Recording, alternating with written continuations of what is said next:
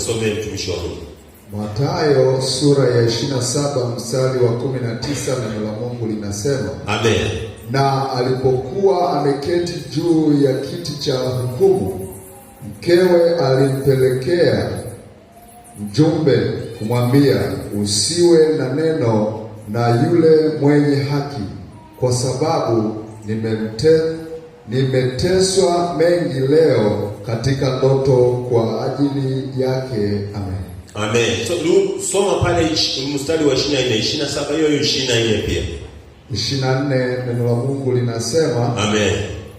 Basi Pilato alipoona ya kuwa hafai lolote, bali ghasia inazidi tu, akatwaa maji akanawa mikono yake mbele ya mkutano, akasema, mimi sina hatia katika damu ya mtu huyu mwenye haki, yaangalieni haya ninyi wenyewe. Amen. Amen.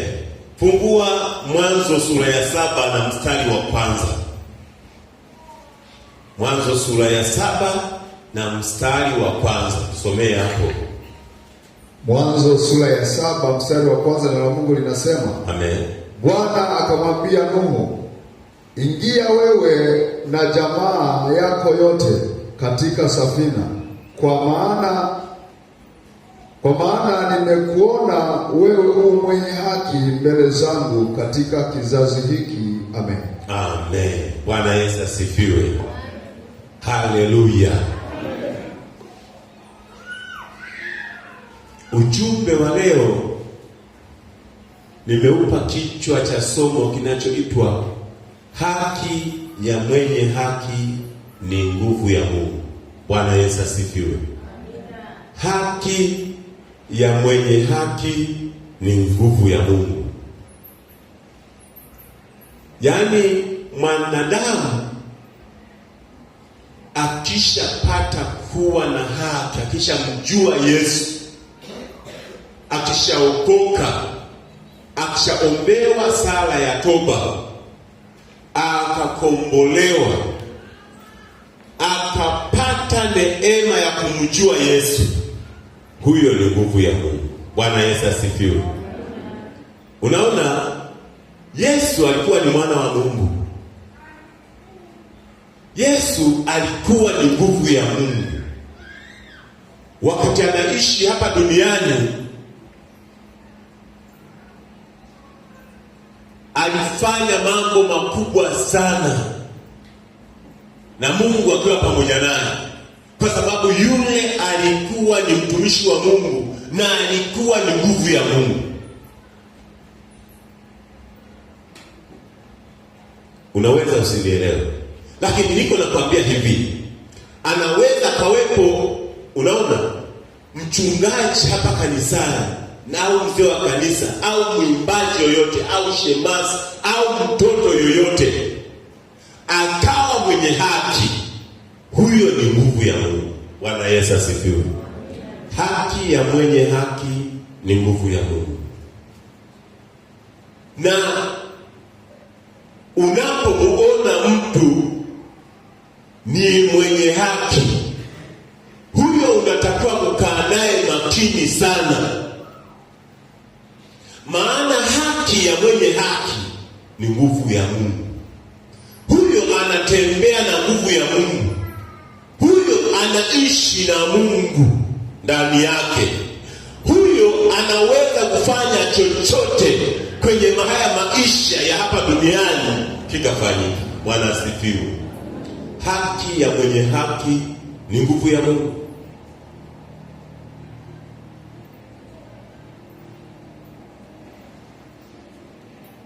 Haki ya mwenye haki ni nguvu ya Mungu. Bwana asifiwe. Amen. Ukiwa na mwenye haki, chochote kile unachotaka kufanya unafanya, kwa sababu sio wewe unayekifanya, bali ni yule Mungu aliyeko ndani yako. Yule, ile nguvu ya uumbaji, ile nguvu ya uweza Mungu alionao, iko ndani yako wewe. Kwa hiyo haki ya mwenye haki ni nguvu ya Mungu. Lazima uwe makini sana unapotembea na mtu mwenye haki. Unapomwona mchungaji amesimama hapa, unapotembea na mchungaji, uwe makini sana, maana huyo ni nguvu ya Mungu. Bwana asifiwe. Yaani chochote kile unachotaka kusema ukiwa na mchungaji, sema, lakini kwa makini sana, fikiria mara mbili. Hiki ninachokisema kiko salama, kiko sawasawa, maana huyo ni nguvu ya Mungu. Kuna watu walitembea na Mungu. Unaona? Kwanza unakuwa na heshima ya ajabu. Wakati Mungu anapokuja kuangamiza, hawezi kumwangamiza mtu mwenye haki. Tumesoma hii Mwanzo sura hii ya Mwanzo sura ya 7 na mstari wa 1. Inasema, ingia wewe na jamaa yako katika safina, maana nimekuona wewe mwenye haki. Wakati huo Mungu alikuwa anataka kuangamiza. Ukisoma pale chini utaona Mungu wakati anataka kuangamiza ulimwengu, anataka kuangamiza watu wote, lakini akamwona mwenye haki, akasema ingia wewe. Akamwona Nuhu ni mwenye haki, akasema ingia wewe na jamaa yako, maana nimekuona mwenye haki. Haki ya mwenye haki ni nguvu ya Mungu. Bwana asifiwe. Nuhu kwa sababu alikuwa mwenye haki, akapata neema na kibali cha kuishi. Wanyama wengine waliteketea, vitu vingine viliangamia, wanadamu walikufa. Kila kitu ambacho Mungu alikuwa amekiweka duniani kwenye ile safina ya Nuhu, wote waliangamia. Lakini Nuhu kwa sababu alikuwa ni mwenye haki, akaokoka yeye na jamaa yake. Bwana asifiwe. Haki ya mwenye haki ni nguvu ya Mungu. Kuna watu walilijua hilo kwenye Biblia. Tukianza kwenye Mathayo, mama yake na Yesu alimjua Yesu kwamba ni nguvu ya Mungu. Alimjua Yesu kwamba ni mwana wa Mungu. Kwa hiyo alipotembea na Yesu alikuwa makini sana. Ndio maana ukisoma pale kwenye harusi ya Kana, aliwaambia wale watu, atakalowaambia fanyeni. Bwana Yesu asifiwe. Kwa sababu alijua huyu ni nguvu ya Mungu. Haki ya mwenye haki ni nguvu ya Mungu. Bwana asifiwe.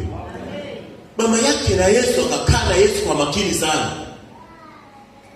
akawaambia wale watu, maana inawezekana aliwaona kuna watu ambao wako juu, lakini akawaona, akawaambia hivi, atakalowaambia fanyeni.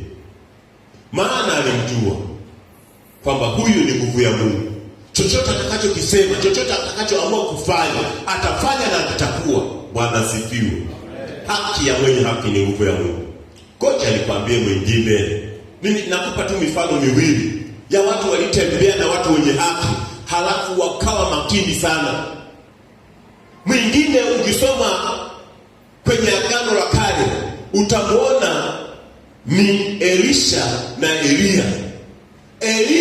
Elia alikuwa ni nguvu ya Mungu, lakini Elisha aliyetembea na Elia akamjua pia, akasema huyu ni nguvu ya Mungu, maana ni mwenye haki, maana anamtukuza Mungu hapa duniani, maana anafanya kazi ya Mungu hapa duniani. Kwa hiyo Elisha alichokifanya, alikuwa makini sana na Elia. Kwa hiyo wakati Elia anafanya kitu chochote, anapiga hatua, yuko naye, lakini yuko makini sana. Punga mkono kwa mnanielewa. Haki ya mwenye haki ni nguvu ya Mungu. Bwana Yesu asifiwe. nakwambia, ukiwa mwenye haki unatembea hapa duniani kwa kujiamini. Unatembea hapa duniani pasipo shaka yoyote ambayo inaweza kukubabaisha. Ngoja niwape ushuhuda kidogo. Bwana Yesu asifiwe. Ilikuwa Ijumatatu hii iliyopita, mimi nilitoka kanisani.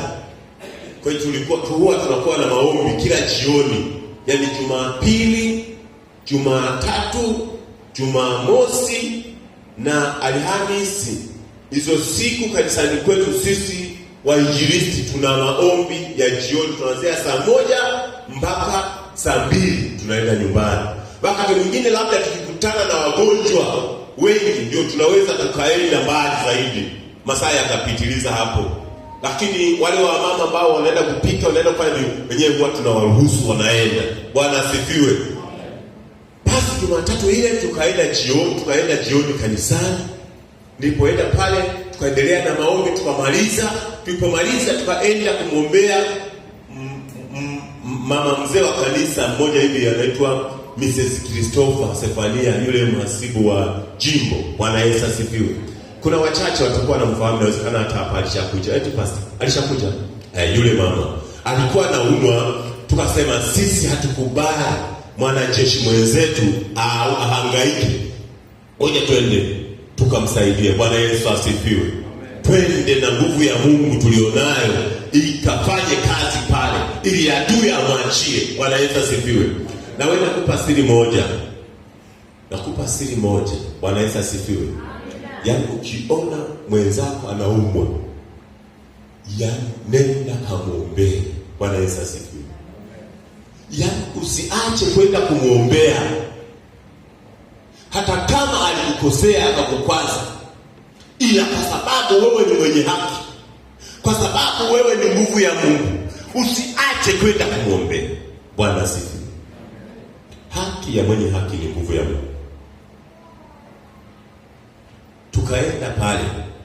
Tumeenda pale. Wakati nimefika pale,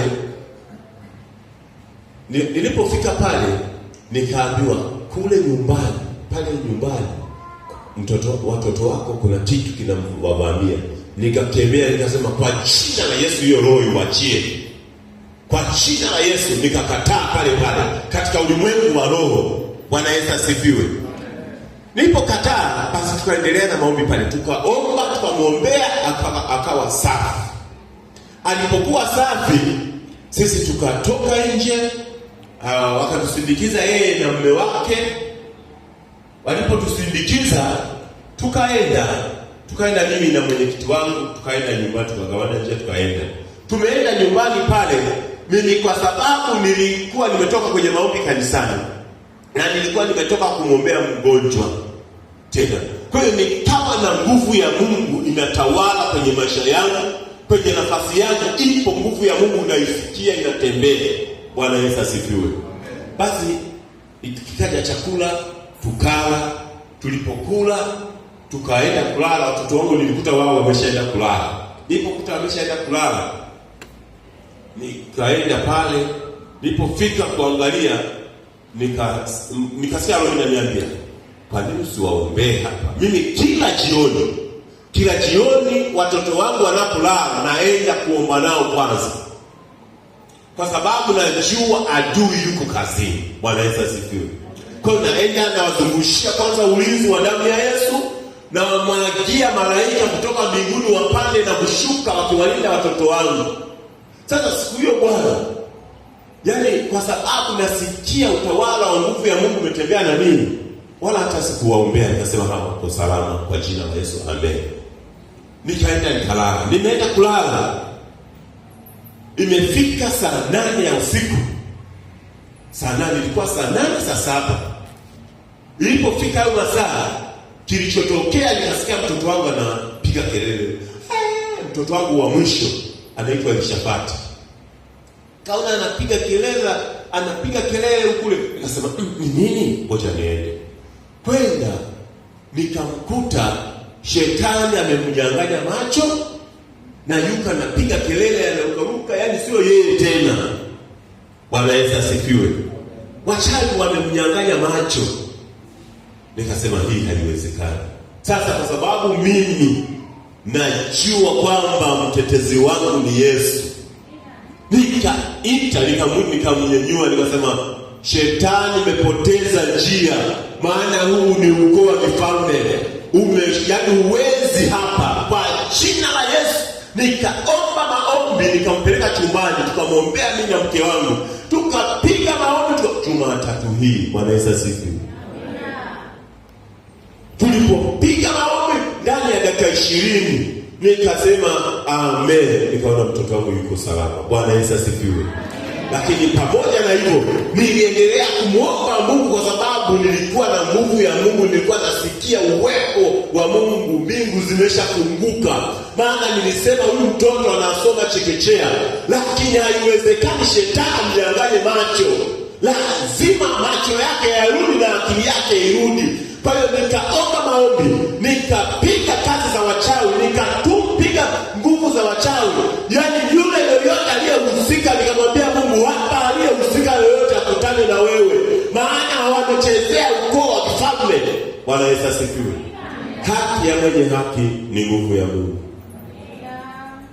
Wewe ukiwa umeokoka, wewe ni ukoo wa kifalme, ni ukoo ambao shetani hataki kuchezea, mchawi hataki kukugusa, kwa sababu wewe uko kwenye viwango vingine. Haki ya mwenye haki ni nguvu ya Mungu. Bwana Yesu asifiwe. Ninakwambia, ukimuona mwenye haki yoyote anaumwa, nenda kamwombee, nenda usilale, kwa sababu shetani atakunyang'anya huyo, na akikunyang'anya huyo utakosa kesho atakaye kusaidia kwenye maombi. Bwana Yesu asifiwe. Omba sana. Haki ya mwenye haki ni nguvu ya Mungu. Ukiwa mwenye haki kwenye huu ulimwengu, unatembea kifua mbele. Ni kama, yani mimi jamani, Bwana Yesu asifiwe. Mimi nikiwa natembea hapa duniani, yani najisikia amani sana. Kwanza nikifunga macho hivi, naona kama vile niko paradiso. Bwana Yesu asifiwe. Yani nikifunga tu macho hivi, nikatafakari nguvu ya Mungu, uwepo wa Mungu, naona kama vile niko kwenye viwango vingine tofauti. Siku moja itatokea wakati tunaenda kanisani kwenye mambo kama saa 4 hivi. Mimi ndio nilikuwa nimepanga kwenda kusoma neno pale kanisani kwetu. Nikaambiwa, panda pikipiki hadi hapa uende kule juu Boma. Nana napajua kule halmashauri kule Boma. Tuache kule halmashauri ya sasa hivi. Kule juu mlimani. Nana napajua kunga mkono Kasuru pale mlimani. Hawapajui. Amen, amen. Jamani, Bwana Yesu asifiwe. Jamani, mwe mnasafiri. Usafiri ni baraka pia. Bwana Yesu asifiwe. Amen. Basi nikaambia, panda pikipiki hapa uende. Nikasema, anaenda kufanya nini kule? Ikaja sauti tena, niba, panda pikipiki nyingine hii hapa uende. Nikasema, kule naenda kufanya nini? Mara ya 3 sauti kaja, unaona ile pikipiki, panda hii pikipiki uende kule juu mlimani kule Boma. Mara ya 3 nikasema, hii sauti ni iti. Nikasimamisha yule bodaboda, nilipopiga mkono hivi akasimama. Nikamwambia, nataka unipeleke kule Boma kule mlimani. Shilingi ngapi? Kwenda na kurudi? Akaniambia 2000. Nikasema, haya twende. Nikaenda. Hapo niko nimeshaambiwa mara 3. Panda pikipiki hii hapa uende. Pikipiki ya kwanza hiyo ikaenda. Pikipiki ya pili tena ikaenda. Nikasema, hii sauti ni iti. Nilipofika pale, nilikuta mama mmoja. Unajua kule kuna mahakama ya ardhi. Sasa kule kwenye ile mahakama ya ardhi pia ushirikina upo. Wachawi wapo kule, wanapeleka ushirikina. Nikakuta mama mmoja yuko anakata roho. Yuko ananyosha miguu hivi, ananyosha miguu, anapiga na mikono, yuko hivi anakata roho. Nikasema kumbe ndio maana Mungu aliniambia nijani, hata yule bodaboda sikumlipa. Niliacha kumlipa kwanza, nikaenda kukemea ile mwanamke. Mungu nilijua Mungu alichoniitia ni hiki. Bwana Yesu asifiwe. Jana nilipaki tu pikipiki kama hapa, nakuta mtu yuko hapa na galagala. Wapo wamama wale wengine wale wanaovaa ushungi, mnawafahamu. Wako wanakuwa pumpu hivi mkono, wanapepea na nguo zao wanapepea. Nilifika na sukuma. Sogea. Nikaanza maombi, nikamshika, nikakata kamba za kwenye mikono, nikakata kamba za shetani kwenye miguu, nikakata kamba zote, yani nilipiga maombi pale, watu wakanizunguka, wakanishangaa. Bwana Yesu asifiwe. Kumbe mimi ninajua kwamba haki ya mwenye haki ni nguvu ya Mungu. Na nilijua kwamba Mungu ameniambia nipande pikipiki mara 3. Lengo ni kwenda kumkomboa mtu wake.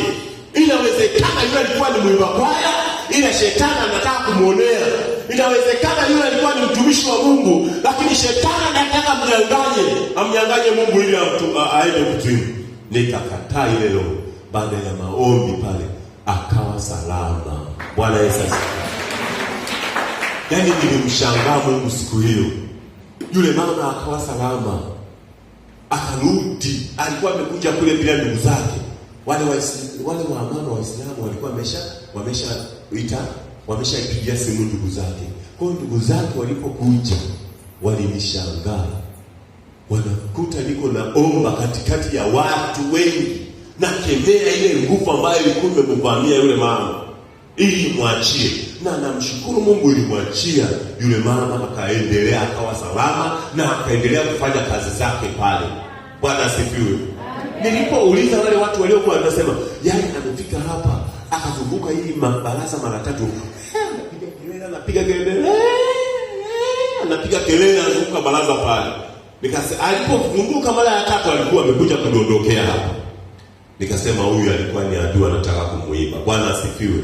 Kwa hiyo yule mama akapona. Kwa hiyo haki ya mwenye haki ni nguvu ya Mungu. Unaona, tukirudi kwenye maandiko matakatifu, ukisoma hiyo 20 Mathayo 27 kashuka pale chini, unaona wakati Yesu amekufa pale msalabani, pazia la hekalu lilionyesha uwezo wa Yesu, likapasuka katikati.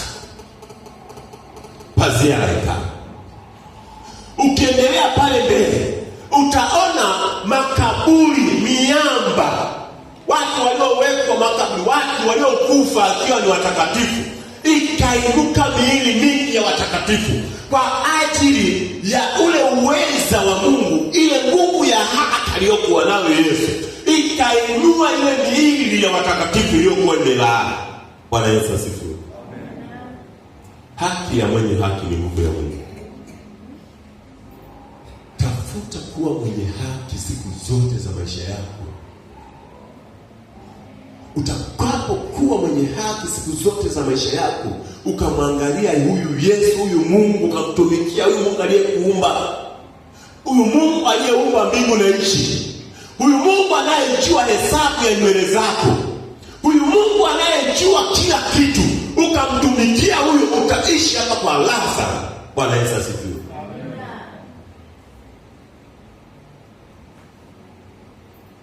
Nimefundisha somo hili ili kusudi wote tutamani kumtumikia Mungu.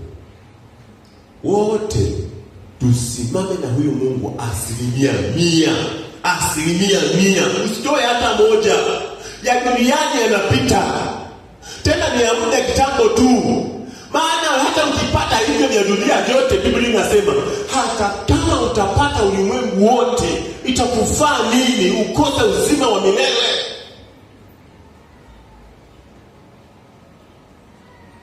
Bwana Yesu asifiwe. Wakati Yesu anahubiri akiwa na wanafunzi wake, ukisoma Luka ile 10, akasema hivi, akawatuma watu 70, wawili. Akawaambia, nendeni pale ambapo mimi sitafika, lakini nendeni mkahubiri injili, nimewatuma.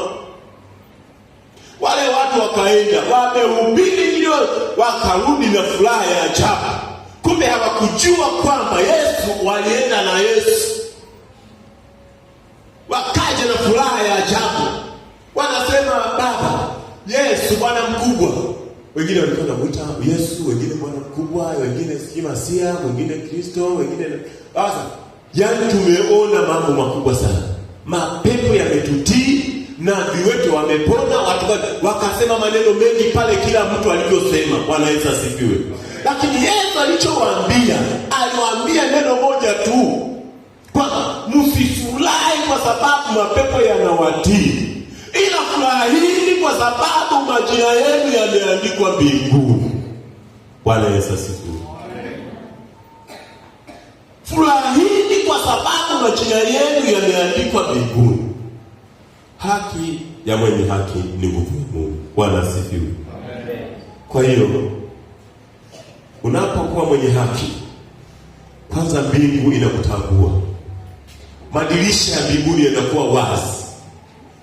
Biblia inasema masikio ya Mungu huwaelekea wenye haki.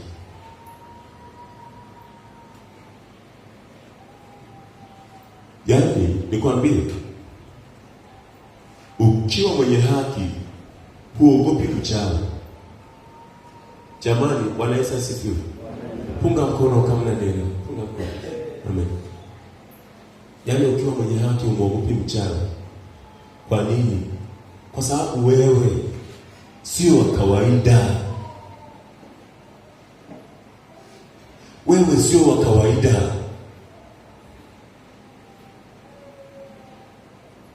Unaishi hapa duniani, lakini uko kwenye ulimwengu mwingine. Haki ya mwenye haki ni nguvu ya Mungu. Yaani unaishi, watu wanakuona kama unatembea hapa duniani, lakini unaishi kwenye ulimwengu mwingine wa kiroho, ambao ule anaoishi Mungu na wewe umo.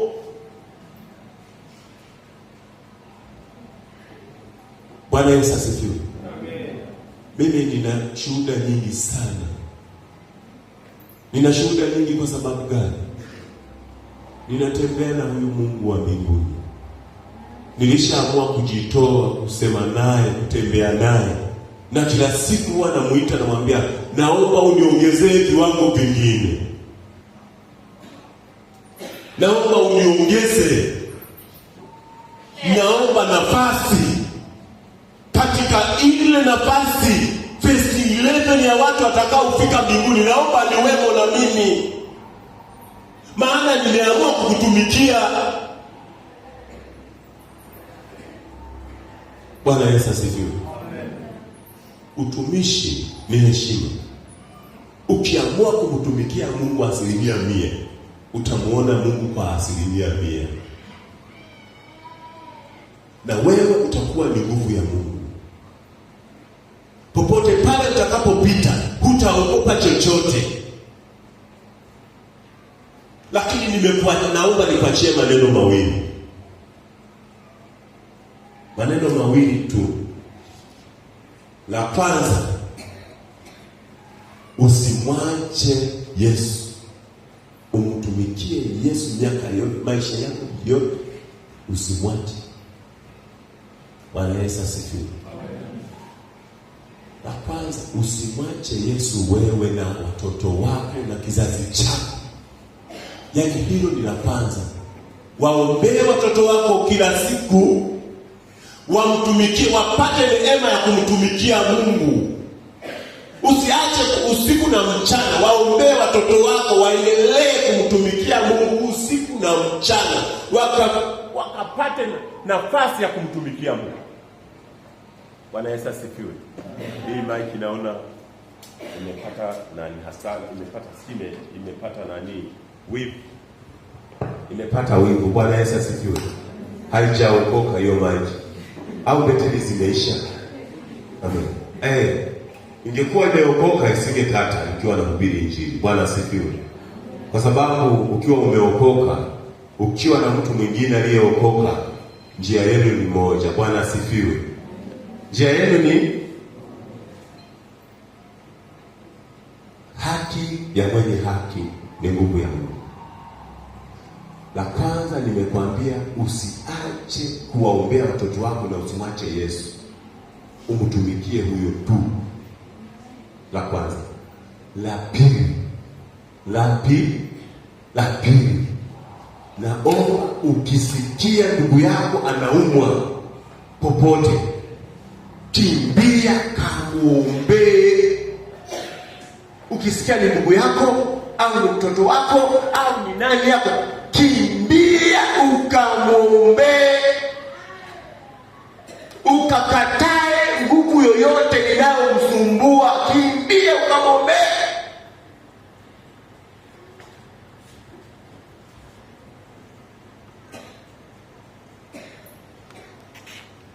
Maana wewe ni nguvu ya Mungu. Maana wewe unatakiwa kumtumikie Mungu. Bwana asifiwe. Hayo mawili yanatosha.